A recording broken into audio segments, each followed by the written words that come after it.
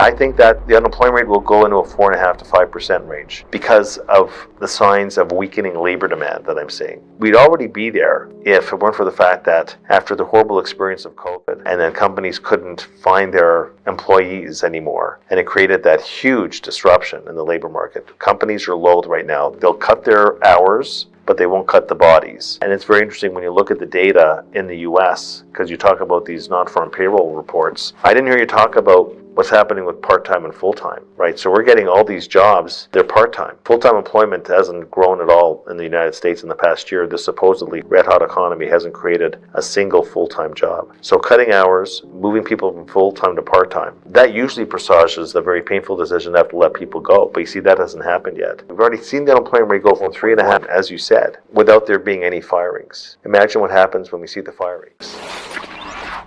So the unemployment rate is going to be surprising to the upside, and it's not Armageddon, not horrible. But would it represent a technical recession, which nobody believes we're going to have anymore? The answer is yes, it would. But I think that's where the unemployment rate is going. That's going to be a drag on wages. And even Jay Powell has said repeatedly that there's no inflation coming out of the labor market. And that's at a time where we're at 4.1. To which I say, well, if we're not getting inflation out of the labor market, where's it going to come from? Really, for you to have an inflation view, you need the labor market to play ball with you. So again, that's why I think the inflationists, they're entitled to their view, for sure. Creates a nice debate, but I'm on the other side of that trade.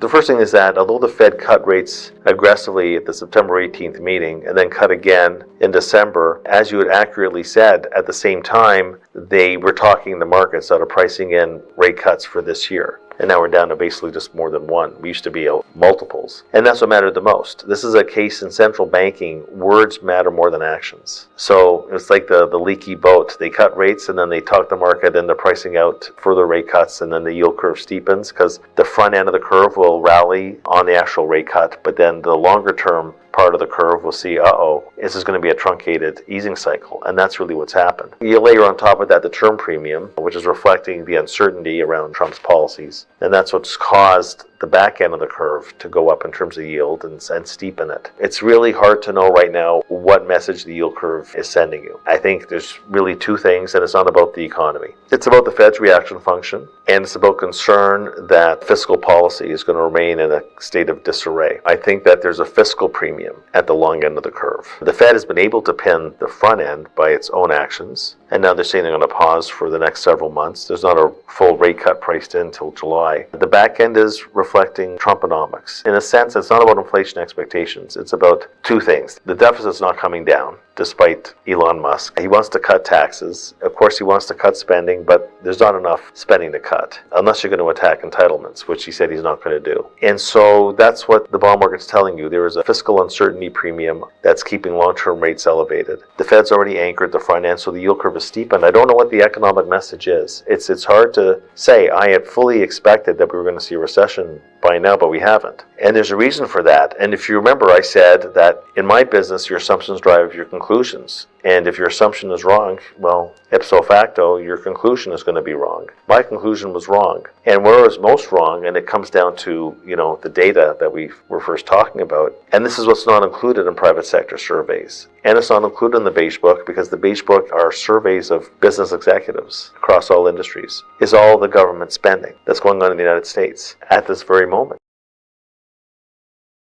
As we make this transition, $2 trillion deficits year in, year out, 6% of GDP. This will be the third year in a row, unheard of, unless you're fighting a recession. So you see, it's interesting, I'm being told there's no recession, but we have a fiscal policy in the United States. Marx and Engels are probably just smiling in their grave. We're running a fiscal policy aimed at fighting a recession, but there's no recession. It's like a cognitive dissonance. So all this fiscal stimulus is what clogged up all the monetary policy tightening that I was expecting was going to generate a recession. This is unprecedented. Unless you're fighting a war, or unless you're fighting a disaster like COVID, or you're fighting a recession. We have a fiscal policy that's aimed at fighting a recession. that apparently doesn't exist. Think of how illogical all that is. Government spending in the United States is up to double digits. Even the R&D spending related to AI is not going up as fast as government spending is right now. You have a growing economy in the United States. We can debate whether it's 3% or 1% or something in between, okay? Government revenues are down year over year. Because not only the spending, but all the subsidies, all the tax subsidies, the CHIPS Act, EV subsidies, default relief, debt relief for students, all this stuff. So for the first time ever, we have an expanding economy, but we have revenues going down. Revenues usually go down for Uncle Sam when you're in a recession.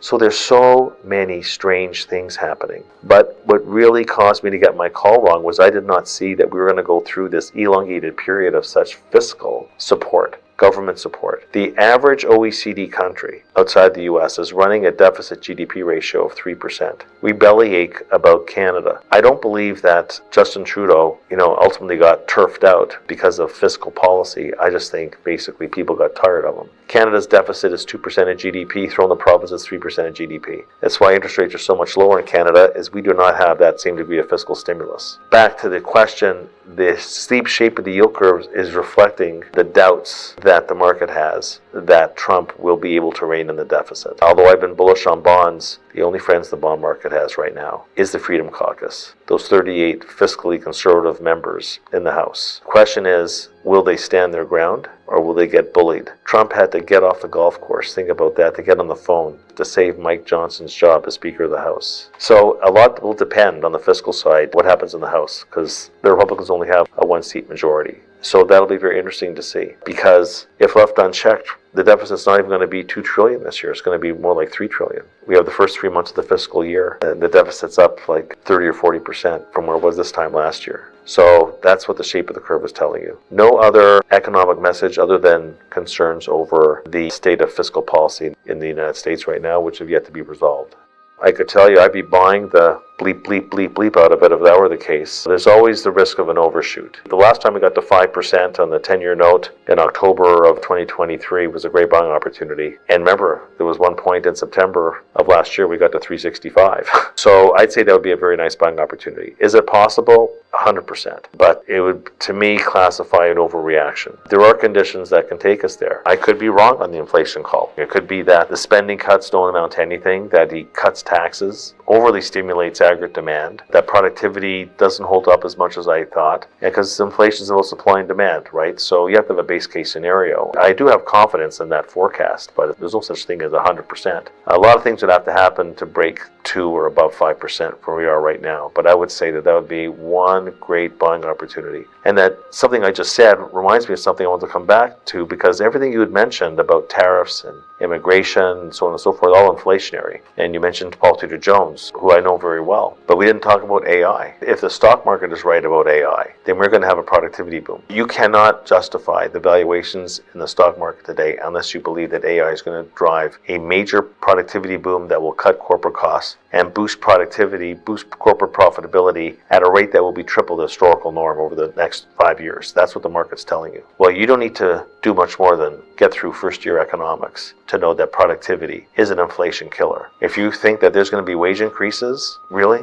The robots are coming after our job, by the way. So ChatGPT, all this stuff is going to create a lot of job uncertainty, and it's going to create tremendous productivity. We don't know how much. Nobody talks about that. They talk about tariffs. They talk about tax cuts. All this stuff is all inflationary, but inflation is a complex thing. There's a lot of factors that influence it, but what I'll tell you is that productivity has a time-worn inverse correlation to inflation, and nobody talks about that. You go to the last set of FOMC minutes, it's all about Trump. Hardly anything about AI and what that's doing to productivity. So that's just another layer of analysis that leads me to that view that inflation is not going to be a problem, and that if for whatever reason bond yields ratchet up further, sentiment on bonds right now is so depressed. It's like almost as depressed as what sentiment was in the stock market back in March of 2009. So if you're a contrary investor, you have a contrary antenna at the bond market. You can pick up almost 5% in the 20-year part of the curve right now. With inflation, most of the inflation measures are running close to 2%, not 3. The ones that count, like the core PC deflator, will probably be at 2% by the end of the first quarter. And almost 5% that you can garner in a 20-year treasury. I'd say you probably pick that up right now.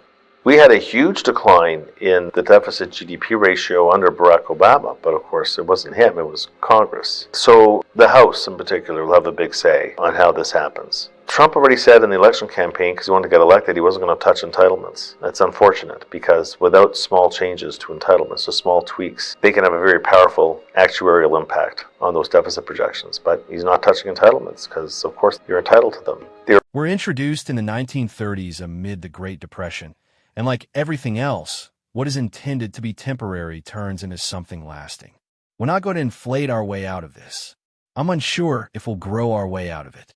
Perhaps AI, ChatGPT, and these emerging generations of processors, perhaps we will progress out of it. Who knows? It's fascinating. Look at what the internet accomplished.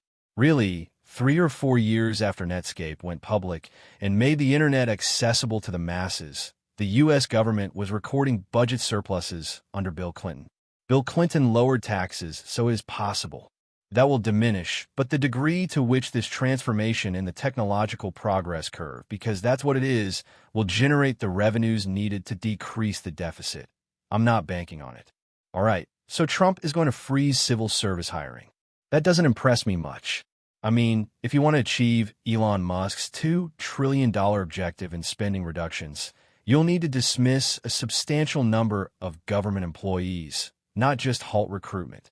It's going to be a formidable undertaking, but the crucial factor will be this AI revolution and its impact on productivity, particularly at a time when we won't experience the same workforce expansion because, as you pointed out, immigration will be a restricting element.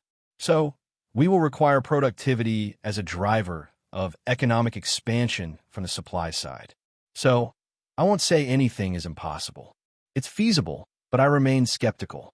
However, AI will genuinely act as the catalyst for those revenues. The tax cuts themselves, if he succeeds in implementing them, won't pay for themselves. And don't forget, he's not just proposing tax reductions for corporations, lowering the highest tax rate to 15%. He's also advocating for zero taxation on tips, no tax on overtime earnings. All these appealing ideas. You know, I was watching the exchange between him and Kamala Harris during the campaign. What's next? Free root beer flowing from drinking fountains? Is that part of the plan too? And now, Welcome to we're Economic discussing News. state and local tax deductions. All of these proposals accumulate. You pointed out that the debt is now being compared to its level when Trump assumed office. The debt-to-GDP ratio when he took office in 2016 to 2017 stood at 100% of GDP. Now it's 130%. But what's more alarming is how entrenched it has become.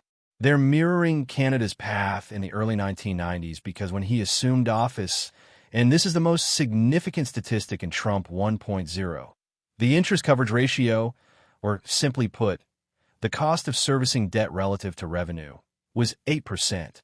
Today, it's approaching 20%, and that's the central issue. Interest expenses are progressively consuming a larger and larger share of Uncle Sam's revenue stream. And once you surpass 25%, complications begin to arise. Even with the global reserve currency, that was the case in Canada back in the early 1990s. When that ratio exceeded 25%, the burden of interest payments on debt and its entanglement with fiscal policy. That's the core concern. It's about what's happening with the cost of debt interest. That's when it becomes increasingly embedded. That's when concerns start to mount over weak treasury market auctions. Perhaps even an auction failure, heaven forbid. And that's why this issue must be tackled now.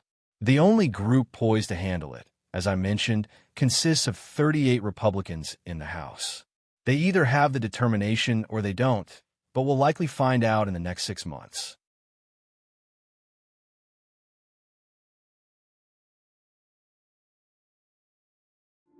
Don't forget to like our video and subscribe to our channel. Your comments are very valuable to us. Please make a small comment.